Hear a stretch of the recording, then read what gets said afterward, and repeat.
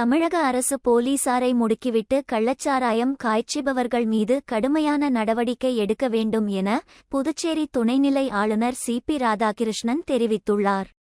மேற்குவங்க மாநில உதய நாள் கொண்டாட்டம் புதுச்சேரி துணைநிலை ஆளுநர் மாளிகையில் நடைபெற்றது. இதில் சிறப்பு விருந்தினராக துணைநிலை ஆளுநர் சி.பி. ராதாகிருஷ்ணன் கலந்து கொண்டார்.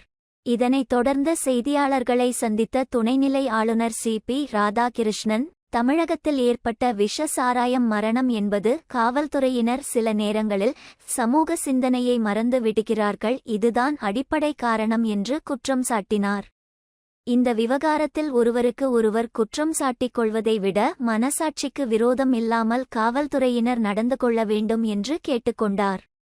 விஷ சாராயம் குடிப்பவர்கள் தமக்கென்று ஒரு குடும்பம் இருக்கிறது என்பதை உணர்ந்து செயல்பட வேண்டும் என்று கூறிய அவர், தற்போது ஏழை எளிய மக்கள்தான் பலியாகி இருக்கிறார்கள். கள்ளச்சாராயத்தை முழுவதுமாக ஒழிக்க வேண்டும் என்றால் கள்ளச்சாரத்தை காய்ச்சுபவர்கள் மீது அரசு கடுமையான நடவடிக்கை எடுக்க வேண்டும் என்றார்.